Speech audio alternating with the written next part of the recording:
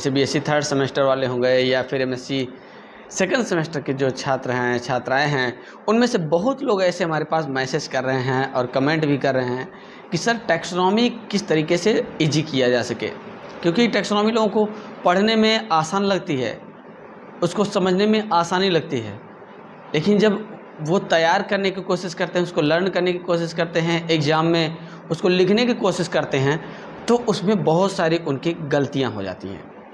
जो गलतियां वो कहाँ से आ रही हैं, कैसे हो रही हैं, किस चीज़ में ज़्यादा गलती हो रही है, वो मैं सबसे पहले आपको बता दे रहा हूँ। लोगों का फ्लोरल फार्मूला गलत हो जाता है, लोगों का फ्लोरल डायग्राम गलत हो जाता है। फ्लोरल डायग्राम में क्या सबसे ज़्यादा गलत होता है, कहीं ब्रैक्ट नहीं है तो कहीं ब्रैक्टियोली नहीं है, उसके बाद भी वो चीज़ें वो लोग बना देते हैं। कोरोला पर ध्यान देना है, नंबर ऑफ कोरोला कितने हैं, कोरोला फ्यूज हैं या फ्री हैं, कोरोला के नंबर्स कितने हैं और उसका एस्टिमेशन क्या है। इसके बाद आपको ध्यान देना है एंड्रोशियम, एंड्रोशियम कितने हैं और एंड्रोशियम डायथिकस है या मोनोथिकस है, इन 2 पॉइंट पे ध्यान देना है। एंड्रोशियम के में आपको नंबर्स पे और उसके डायथिकस मोनोथिकस पर ध्यान देना है। गायनीशियम में आपको कार्पेल कितने हैं, फ्यूज हैं कि फ्री हैं, ये ध्यान देना है। सिनकार्पस या एपोकार्पस, इस पर ध्यान देना है। साथ ही इसके बाद सुपीरियर ओवरी है या इन्फीरियर ओवरी है, सिर्फ इतने चीज़ों पर ध्यान देना है। आपका जो फ्लोरा फार्मूला है और डायग्राम है वो एकदम परफेक्ट बनेगा, एकदम परफेक्ट बनेगा।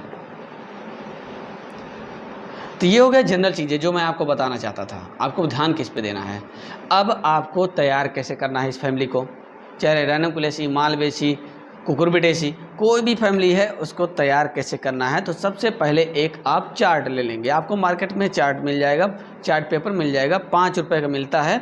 आप उस चार्ट पेपर में कॉलम बना लीजिए। एक कॉलम आप बॉटनिकल नेम लिखने का बना लीजिए, दूसरा कॉलम आप उसकी फैमिली लिखने का बना लीजिए, तीसरा कॉलम आप उसमें फ्लोर फार्मूला लिखने का बना लीजिए और चौथा कॉलम आप उसका फ्लोर डायग्राम बनाने का बना लीजिए। आपको 4 कॉलम तैयार करने हैं।